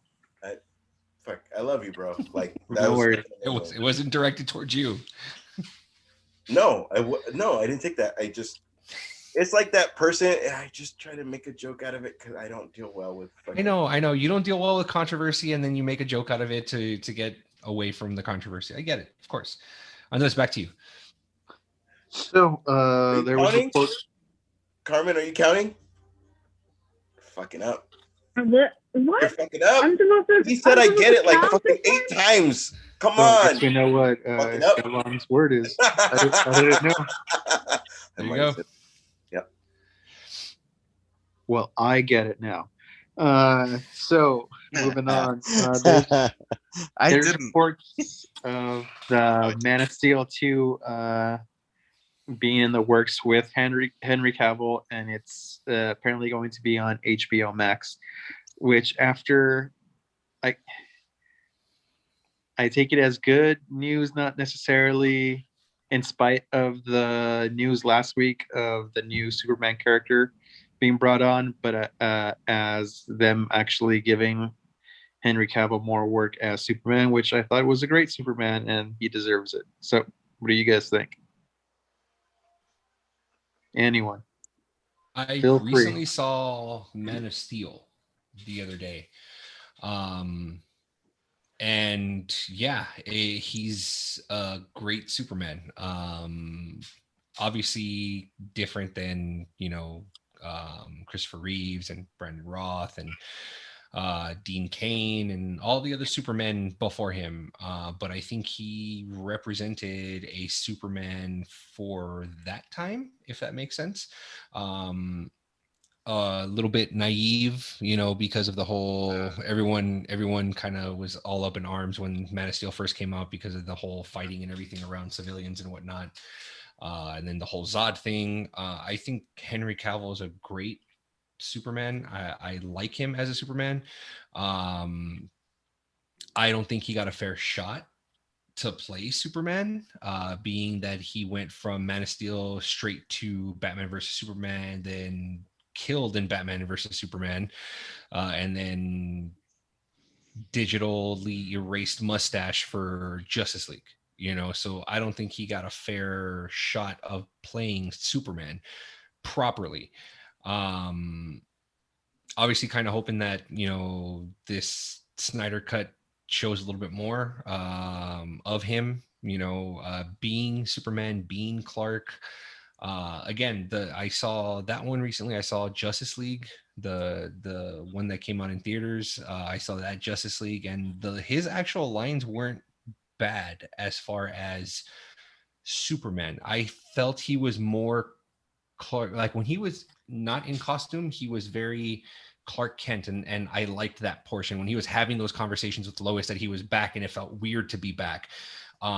What the one line that I just sticks out now after watching it in Justice League is when he goes off to save the civilians as Superman would, to go ahead and go do that. And when he comes back and Steppenwolf's still fighting, he makes a comment towards Wonder Woman, is this guy still bothering you? And then just proceeds to beat the shit out of Steppenwolf, and that's something Superman would say, you know what I mean? So I dig the fact that if this does end up happening and Henry Cavill does have a shot to play Superman again, in whether it's a big motion picture or it solely comes out on HBO Max, that he takes it and he runs with it and it becomes something that we all want to see. So I'm stoked about it. I want to see it. I think that if it does take off and it does do well, I feel that he can play Superman for a while.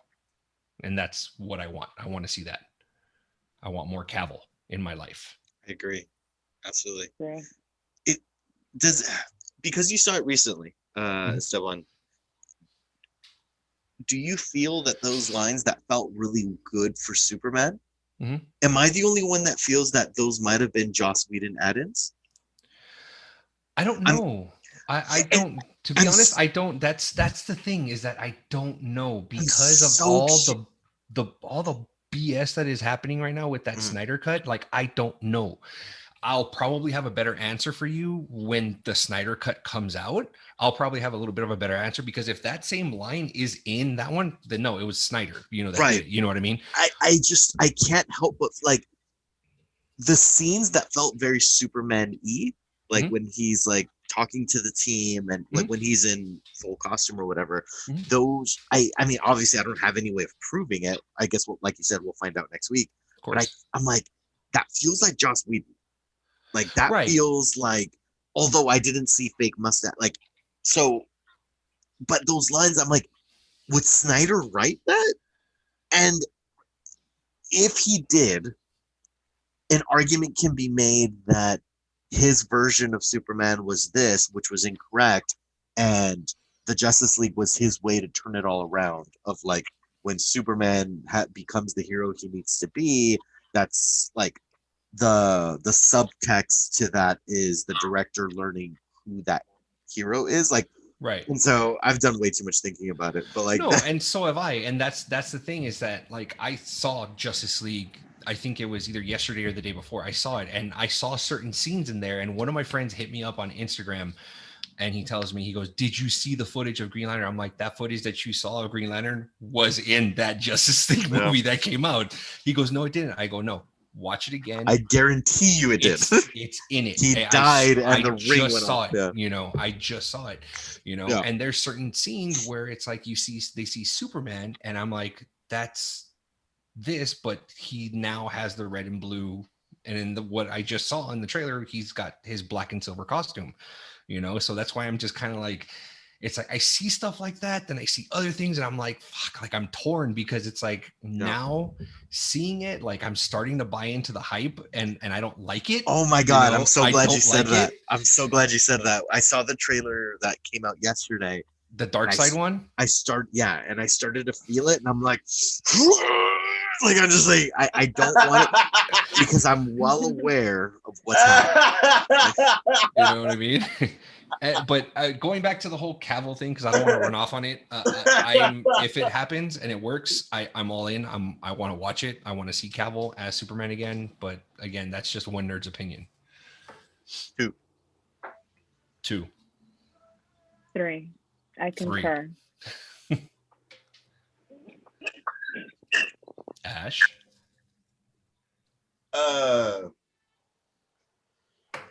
Brandon Roth didn't win me over until he gave his airport speech. Airplane speech. And then Henry Cavill didn't win me over until Justice League. And now Henry Cavill is my Superman. So that's why I take it weird when people want to take it away from me. So well, that's your fault for not liking him from the beginning.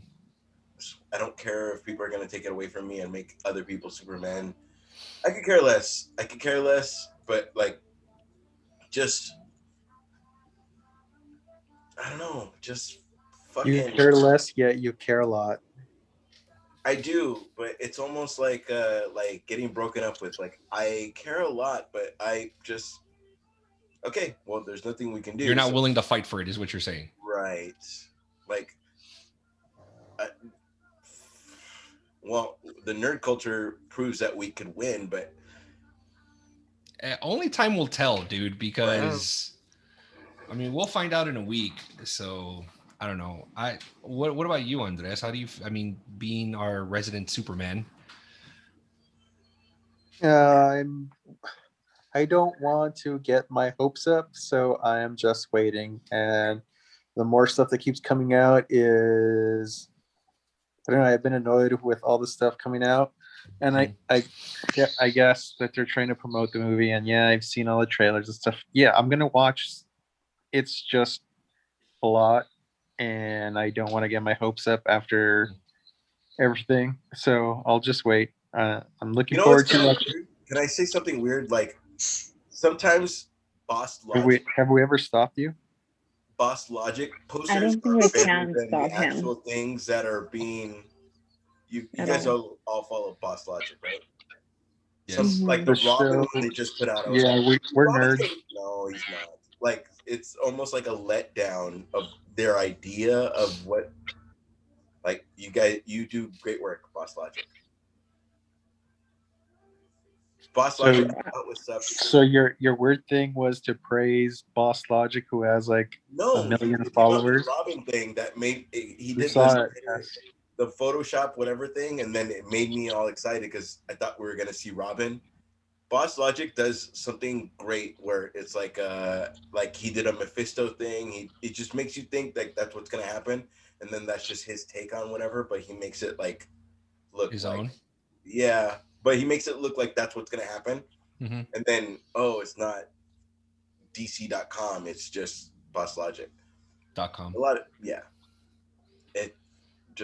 It makes me all fucking hyper of what could be in the nerd community. I get that. Mm-hmm. Fuck, we saw fucking like imagine seeing the fucking crowbar scene. I don't know, it'd be amazing. Well, it is rated R, so It could be amazing. That's all. So I guess we're gonna go ahead and move on then. All right.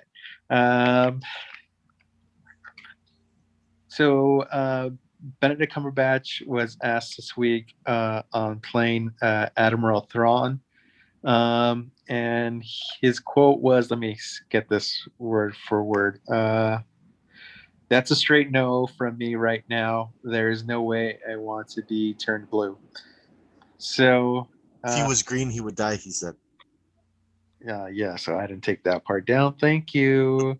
But yeah, so he said that's a no for right now, which leaves, I guess, a small possibility in the future. What do you guys think? I'm kind of bummed about it because I really wanted to see him as Admiral Thrawn. I thought he would be amazing at it, but I mean, he left the door open, I guess, or the window open. But I'm disappointed. When I read that, I was very disappointed about it. So, yeah. Stefan? I dig the fact that if he does become Grand Admiral Thrawn, I think he was probably, aside from the voice actor that played Grand Admiral Thrawn in the animated series, would be perfect in the role. I think and the only reason why is because when I picture Benedict Cumberbatch as Grand Admiral Thrawn, I see Khan from Star Trek. You know, like the real like deep voice. You know, like that's what I picture. You know, so that's what I'm stoked about is I want to see that. You know, so I mean, if it's open, if the door is open, you know, for him to play, I think that's great. If you guys haven't had a chance, he gets really into the CGI roles that he's taken. If you guys get a chance, Google Benedict Cumberbatch as Smaug from The Hobbit, and he's in the whole suit. The camera's right in his face, like Andy Serkis does, and that dude gets all into the role. It's really, really cool to watch. If you guys are really into the whole behind the scenes things, Google it or YouTube it, and it's fucking fantastic. It's phenomenal just to kind of see how he gets into it. But I like it. I hope it happens. Not a big fan if Robert Downey Jr. is cast as Thrawn. I kind of don't want to see that at all. I saw a possible like, hey, he couldn't. I don't want it. Don't want it. I'm good. Ash?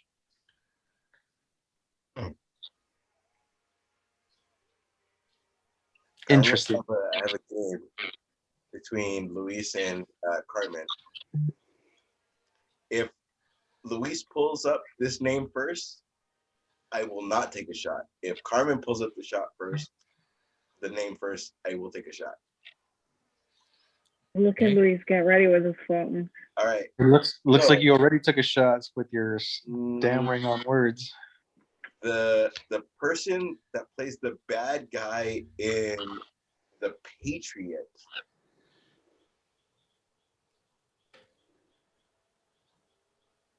William Travington. The main bad guy. Colonel William Travington. Okay, but what's his name? His real name? Oh, she wants me to take a shot. That's what's happening. I didn't even catch it. I don't know how you set yourself up on this, dude. I just switched it.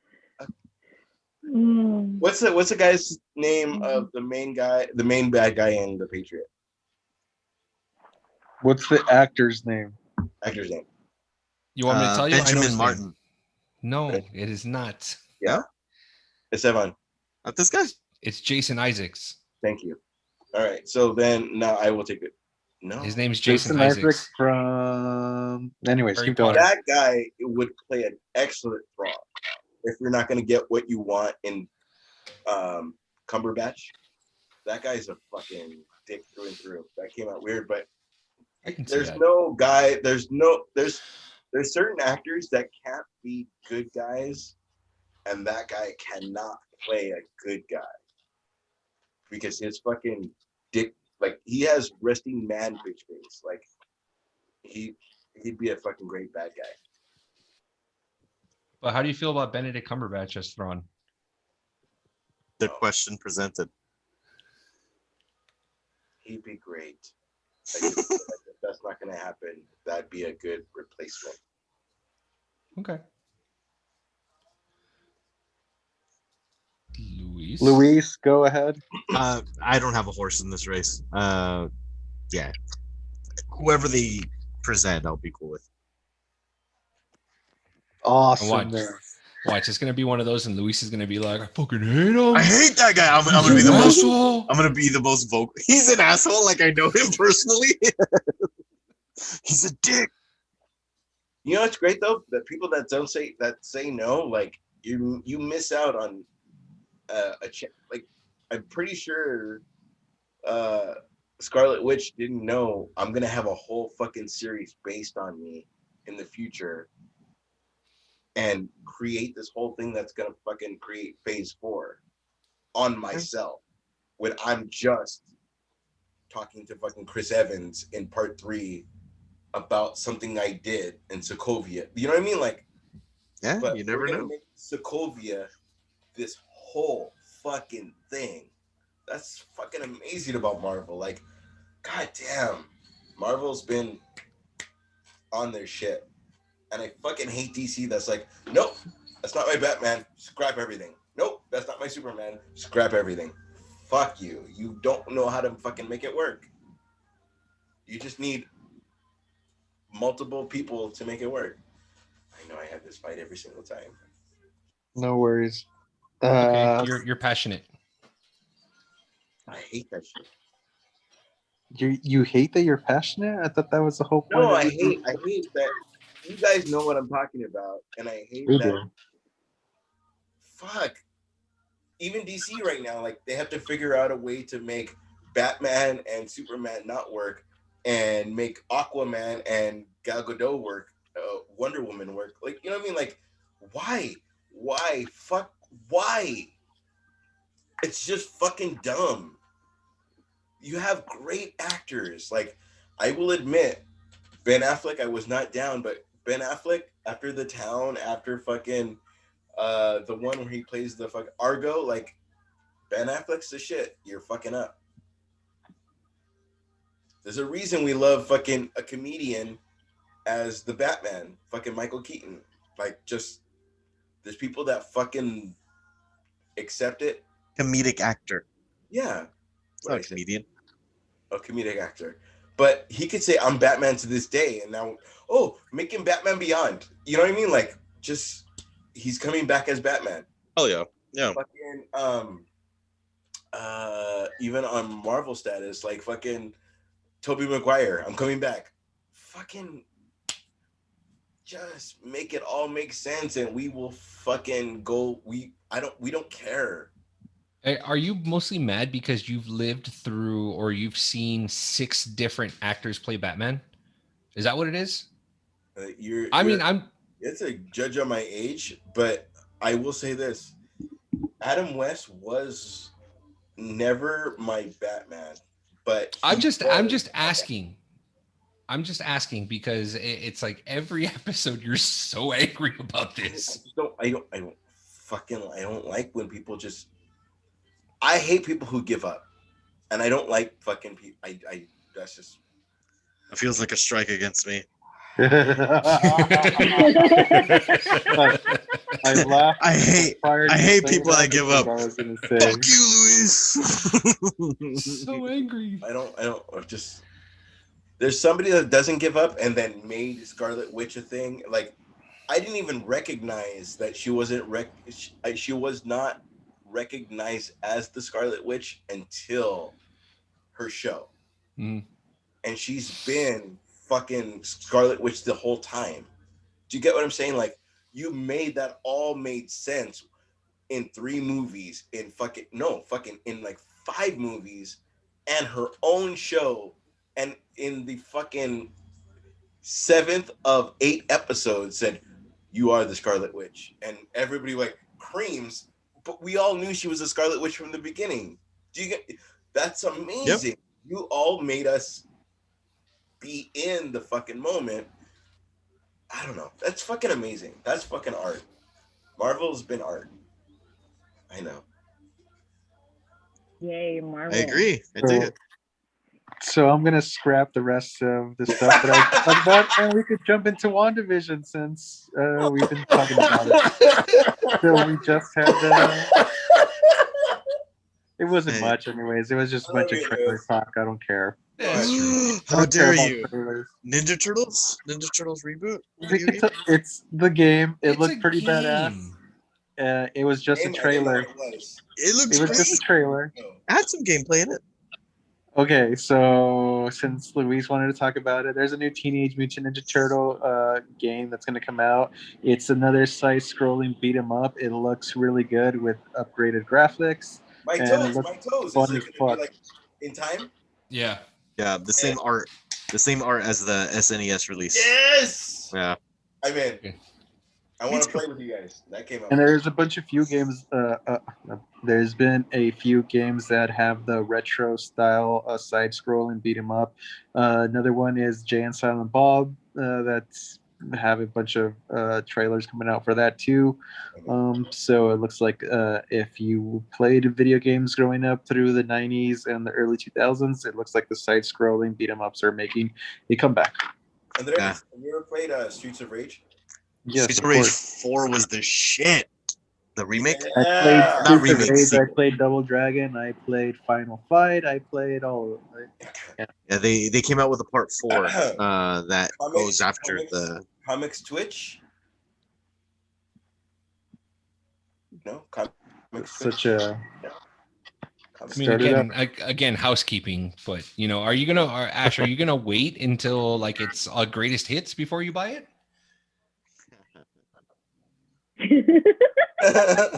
Yes. That made me feel so bad for him. He's like, I want to.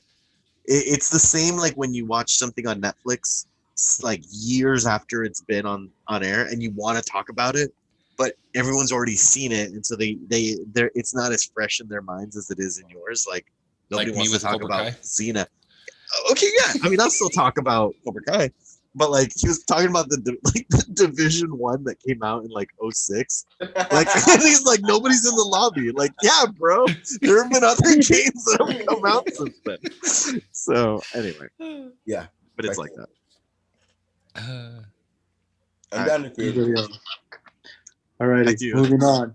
WandaVision. What do you guys thought on the series finale or season finale, since we don't know if it is a series? Anyway. I was happy but disappointed at the same time. That's all. That's my. I love how they did White Vision. I thought that was actually pretty cool. I'm stoked to see Agatha later. I'm sure we're gonna see her again. I hope we see her again. I think everybody fell in love with Agatha. Mm-hmm. So we're going to have her in the future since she was so well received. Yeah, same thing. And that's how it was with Loki. Loki was only supposed to be in the first Avengers and, as the villain. And then his arc carried through until the end of the first phase 3, yeah. So he was only supposed to be in the third one or in the first Avengers. And I think they were going to kill him off. Like he was going to die in that one. So, and clearly they did. Different story. So I dug it. I'm happy. probably going to watch the making of tomorrow. They're going to be Disney Plus is going to be dropping a making of, and then after that we've got the Falcon and Bucky show, so that's going to be cool. Little side note on that, Anthony Mackie, he just did Hot Ones, the hot sauce show. It's actually pretty funny. I watched it before I jumped on. I recommend it. Check it out, guys. YouTube. Cool. Since you're speaking, your thoughts on the show, go. Thoughts on the show? Yeah, I thought it was great. I had, from the very beginning, I had no expectations of the show, so the bar was set really low, and the action sequences were great. I think Ash phrased it perfectly, and we all knew as fans of the comics and the lore that she was the Scarlet Witch, but when they announced it, it became a thing. It became a moment. Like, it's like, the Scarlet Witch, and like I'm losing my shit. My girlfriend's like, "Why are you excited?" And I have to explain it to her. And then when you even see like during the fight, you see the remnants of her headpiece, her crown. Yeah, dude. Like, and little things like that. It's like, yeah, there it is. Fucking great. Like, and like you don't know why this is awesome, but it's I very much enjoyed it. I didn't know White Vision was a character, so dude. Yeah, it was. It's a whole storyline. If anyone wants to read up on it, it came out in West Coast Avengers. Yeah, West Coast Avengers. I think it was issue number 43, if I'm not mistaken. It kind of explains the whole thing. And by the way, am I the only one that's bothered that they would have any one of the Avengers would have just let them pick up Vision's body and just walk off with him? Am I the only one that? No, I agree with you. It's just like I'm like I can't. I always think of this like, why doesn't anyone else get involved? Like, kind of like when they established that a character lives in the universe of all these other characters. It's like, obviously this is a big deal, and how is it only Sword that's dealing with Wanda? Like, right? We never thought to send Falcon or someone be like, hey, we fought together, and we're kind of cool, like something. Look, the part that makes me laugh, because I think about it and I see them, and I see in one of the episodes when they're dismantling Vision, it's like the entire premise of the third act in Infinity War was protect Vision at all costs. That was it. So it's like what it kind of felt like was like, fuck it, he's dead. We fucker ain't gonna need us anymore. So we're like, all right, fucking Sword. Let's just leave his corpse. We're done. Except for Wanda. And that's right. Yeah, that's what I'm saying. That hurt so. Oh, that was harsh. Struck. That was harsh. And just the way that the fucking director of Sword was talking to her. Yeah, he's like, he doesn't belong to you. Right. He's like, that's $3 billion worth. Yeah. He was just such a condescending fuck. Like, I'm like, dude, no wonder she snapped. But she didn't even snap the way that they were making it seem she did. Like, right. She was pushed there, and she's just like, leave me the fuck alone. Like, I'm gonna come over here, and she didn't. And they do a really good job of showing it in her perspective. It's like, I just wanted to live in my world, but then Agatha shows her like, yeah, you're causing all of this, right? And it's like, fuck, like, oh god. And even the end is so heavy. It just, they'll never know what you sacrifice for them. Yeah. And it's like, it's such a beautiful like life story, like of just, god damn it. Yeah, no, I thought it was really good. It had heart. It had what I didn't realize I wanted out of that show, and that's I think that's a win.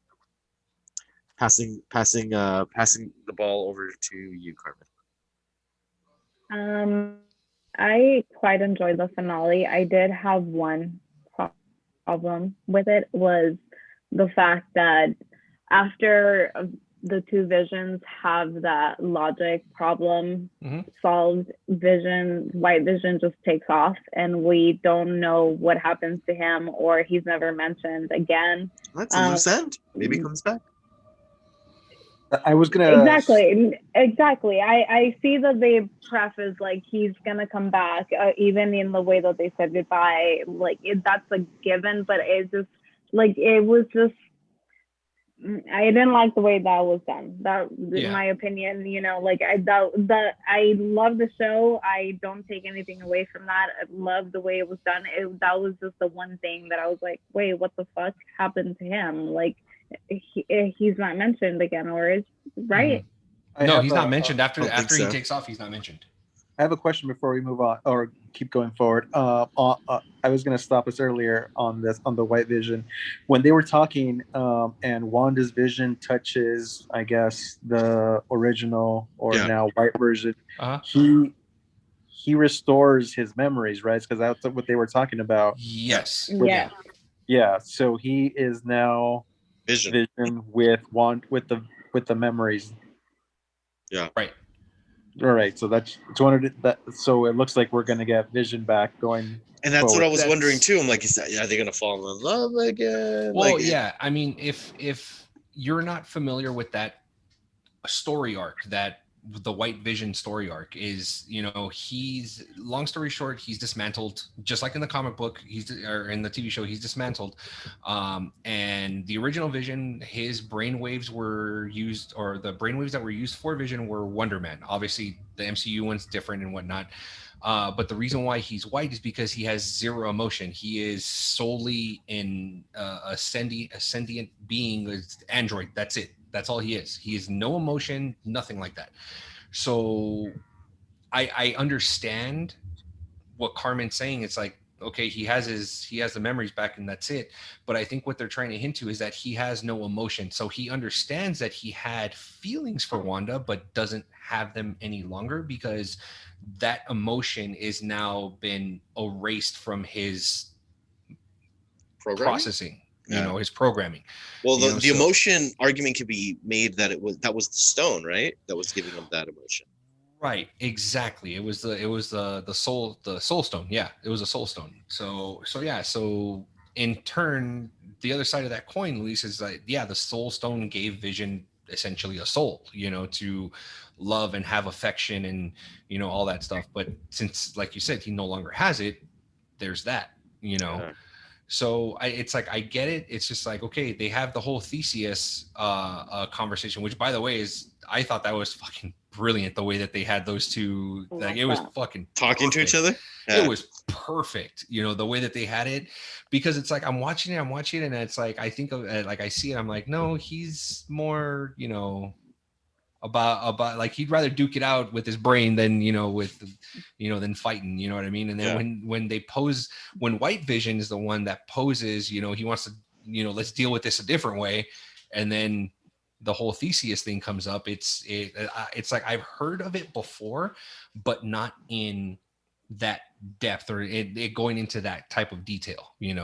It's like I've heard it in past. Like, have you ever heard the story of Theseus? And I've heard the story of Theseus, but okay, well, what about the ship? And it's, well, no, I don't. But to kind of hear it and it being broken down like that, it's fucking knowledge, man. Like, that was dope. Knowledge dropped on your ass. Seriously, dude. Like, it's like, it's legit. Like, it's amazing the way that they did that. It was perfect. Yeah, and I think that kind of gives the president. Sorry, Andrea. No worries. That gives the president of how you're saying that White Vision doesn't have the emotion, because even within that story of the ship of Theseus, right? If you replace every part, if you remake it, is it still the same ship? Like, are you still the same Vision? So then that's where he's like, oh wait, I am Vision. It's just you're not really the same Vision, because you don't have the emotion part of it, but you are Vision. Mm-hmm. So I love the way that they connected that, and I don't take away anything away from that, just because I was never shown Vision again, the White Vision. So, but other than that, I loved it. I love the fight scenes between Scarlet Witch and Agatha Harkness.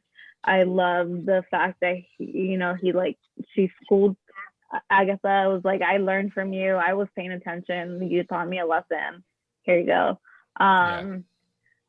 I like the ending scene as well, where she's very Doctor Strange-like, and she is kind of like mastering. Yes, go ahead, Luis. So I'm glad you mentioned that. Everybody caught that when she said the Scarlet Witch is stronger than the Sorcerer Supreme? Yes. Yes. Okay, that made my heart flutter. I'm like, she's talking about Doctor Strange. All right, sorry. Continue. And then even when she hears what I am presuming is her voice calling out for her, right? I loved all of it.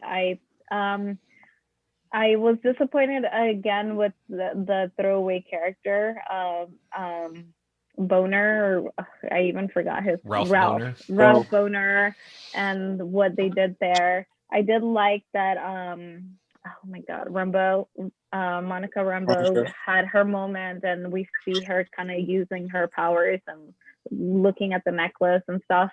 And that's the way he snapped out of it. So I like that. I liked it a lot, actually.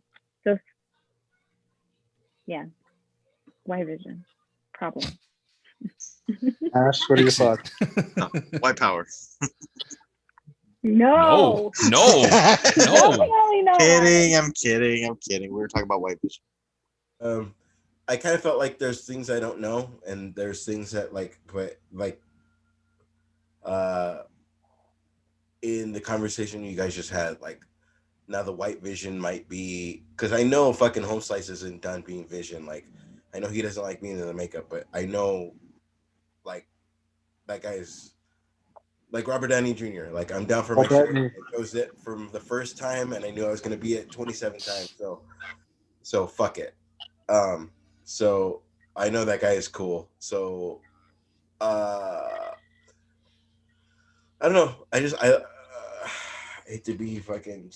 I liked it. There's things I don't know, but I liked it in the way that even when she did everything that she did, and she was walking through the street with a hoodie on, like,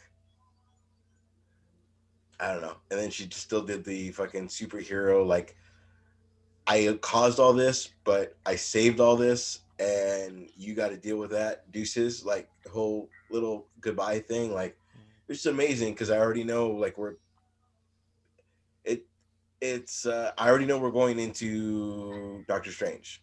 You know what I mean? Like, it's just, I don't know. I'm excited for where we're gonna go, as opposed to judging it as from A to B. Because from the first 2 episodes, I was not in, and then all of a sudden you gave me everything that I like. Louis says, you gave me everything I didn't know I wanted. I didn't know I wanted from it to go to this. I'm gonna get Vision back, but I didn't know I'm gonna get fucking Quicksilver back. That guy's Mephisto because he has the same haircut. No, he's not. Fuck you. I'm an actor. Wish we could still get that. We could still get him as Pietro. Like, it just opened the door. That's all. Maybe he doesn't want to come back. Maybe they did that because we don't know he would really want to come back for the.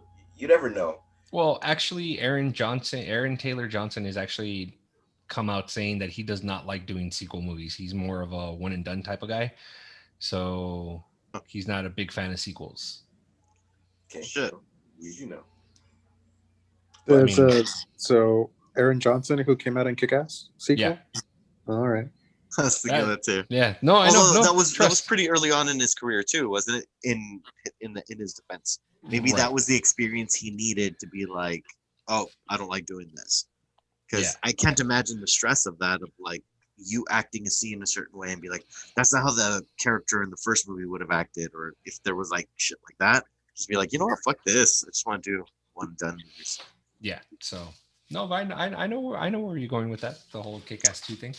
It's all right. So I'll give my thoughts and then we'll wrap up the show. I liked it a lot, even though I wish they would have planned it or set something up much larger than it was, kind of like with the Mutants or the Fantastic Four. But with that being said, I love the show. The performances from Elizabeth Olsen and Paul Bettany and Catherine Hahn as Agatha were great, and it shows that even though it's just like people will say it's just throwaway comic book show or whatever, like they gave great acting performances, and it shows like the range of Elizabeth Olsen as an actress, that she did a great job. Like, it was emotional at the end how she had to give up what she wanted. She had to give up Vision and the boys to set it right. And like they said, they'll never know what you gave up to get their lives back. And it's true, she did it because she was a hero, even though it destroyed her at that moment, but she knew it was the right thing, so she had to do it to move on, to let go of Vision and the boys at that moment.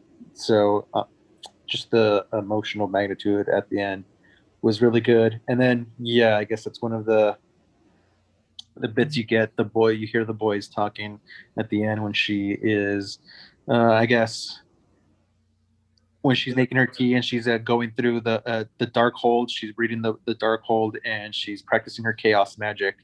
Was super awesome. So yeah, I really loved the episode. It was emotional. Go ahead, Ash. The boy scene made me cry, and fucking the Vision scene didn't make me cry. Really? Maybe it was because I've already seen it when they fucking the scene where they, like, I'm gonna take someone from away from you. Not to mention when Thanos took it. That, like, I've already seen the goodbye three. Like, now you give me a third time, and then it was almost like so long. And then the way that he did it was, I'm gonna completely misquote this. I was a mind, I'm a memory, and who knows what I'll be next. I feel like it's gonna be that line's different, but like, just gave me hope to fucking whatever. But the goodbye mom thing, I almost feel like the kids knew, like, the way that they're going to sleep. Like, I'm glad you chose me as your mom. Like, it was like a fucking, I don't know, it was like a bigger scene than the goodbye scene. You guys don't feel it? Okay. No, I agree. Yeah. No, yeah. hey, we're letting you talk, dude. No, sorry. I thought I was ranting. But it was like a bigger We're scene. being respectful of your opinion, so It that was you a can bigger speak. scene to me because it was kind of like, fuck, when the mom says, boys, take care of the military. Like, fucking, you have no fucking experience whatsoever. Fucking, boys, take care of the fucking military. I'm gonna go handle this. One chick. Your kids can handle the fucking military. And I was all, oh. It was a fucking, I don't know. That was why it was a bigger fucking goodbye. Like, Vision's trying to figure out everything through all this, and the fucking boys are like, let's do this. Let's do this. Like, every fucking episode, like, let's do this. I don't know. That's why it was a bigger goodbye to me. I like it. It was a fucking good. And then when I heard them, Mom, help! And she fucking, it was so dope. Great show. Fucking, I love that fucking. I will skip the first 2 episodes, but great show. Did you guys get the Easter egg at the end where she was in the mountains? Wondergore Mountain. So Easter egg being that she was actually born there at Wondergore Mountain. And it's also the home of Shatron, the warlock. I guess he's a warlock, warlock, that created the Darkhold book. So that's what I was actually really stoked about, is that it's there, and there is still a possibility that we can get Shatron in the Multiverse of Madness, and probably even Mephisto. So it's not Pulled out, yeah. Yeah. So, but that's, again, it's just one of those things that I'm excited for the future. It's unfortunate that we have to wait till next year to see Doctor Strange, but they could make that make sense and make, like, Mephisto came into the show periodically as that guy, like Evan Peters. Like, just, it could. And the Ghost Rider movie, was that Fox? Yeah, that was Fox. Yeah. So I know they did not Black Adam, sorry. They did Blackheart horribly, but yeah. I mean, there's also a possibility if they're going to go the astral route of, like, different villains. That'd be dope. Yeah, for sure. Jason Bentley, Jay Bentley.